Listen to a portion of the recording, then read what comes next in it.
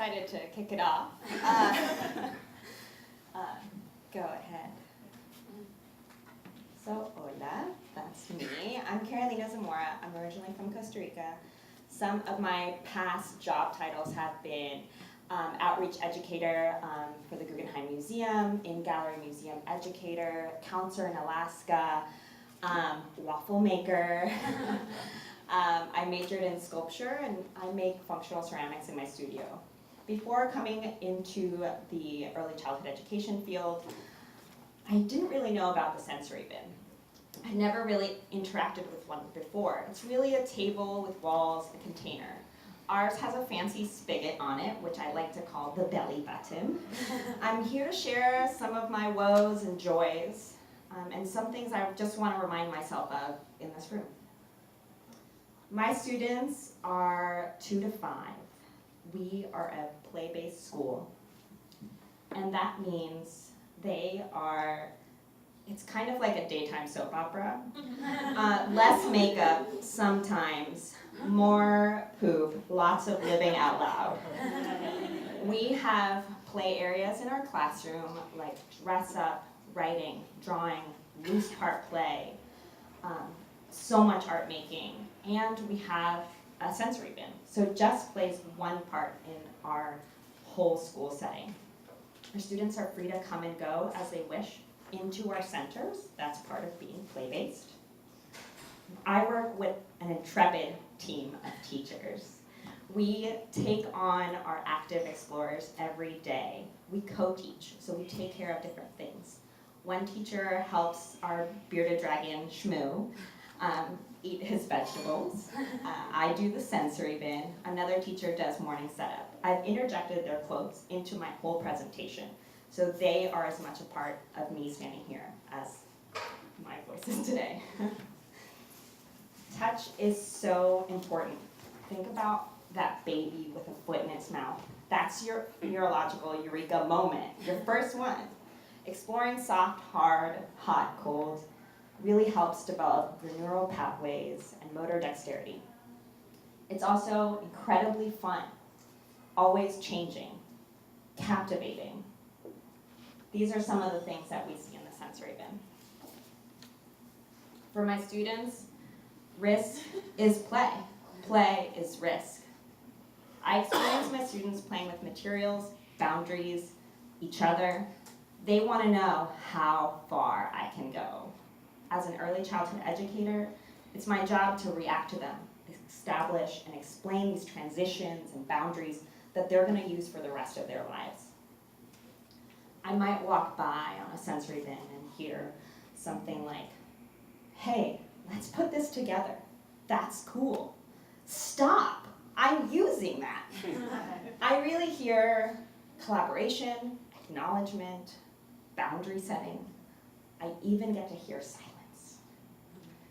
The sensory bin provides a space where children have an opportunity for social emotional development alongside each other, testing out new phrases and words about how something feels, smells, moves, looks.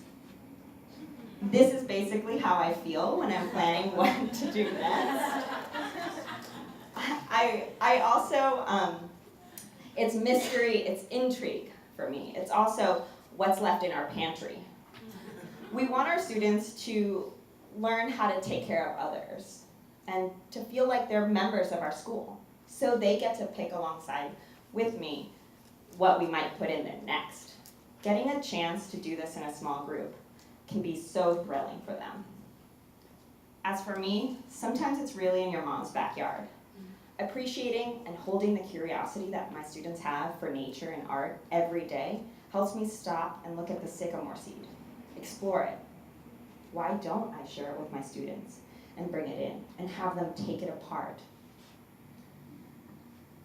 Dry, wet, animal, narrative, sculptural, geometric explorations.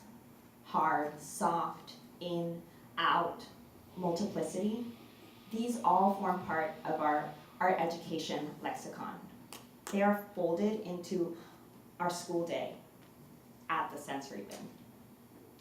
The things that I put in the bins fall into a few categories: medium, water, beans, pasta, fine motor manipulators and gross motor manipulators, tweezers, scissors, spoons, scoops, clear tubes, just to name a few.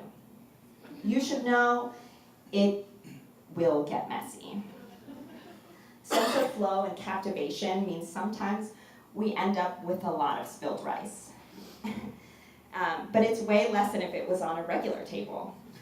Ironically, it's one of my favorite moments just to clean up in my ceramics studio. And I have to remind myself, it's an awesome time to reflect with my students when we all take part in the cleaning process. I don't have all the magic answers for what happens in the sensory bin. Many times they fail. Sometimes they're a little too icky and gooey, even for my most adventurously tactile students. Sometimes what worked in June does not work come September, given our developmental leaps that we see in year-round in our classroom. Successful manipulation means I rely on the flexibility of my co-teachers. My experience with the sensory bin has given me a new way to approach setups as an art educator. A table with walls encourages open-ended exploration. Students can move from observation to active manipulation. Simply, how can dropping something just detract from the flow of a creative state? The sensory bin makes a safe space to just pick right up, try it again, and allow for small group interactions. What makes you want to reach out and pop that bubble? Touch every skein of yarn in a store, dip your hand into a lentil bag. Think about the things that you like to touch and explore as artists, makers, people, or just living in this world. What might you put in a container in your space to get students to feel more comfortable with a material or even a process?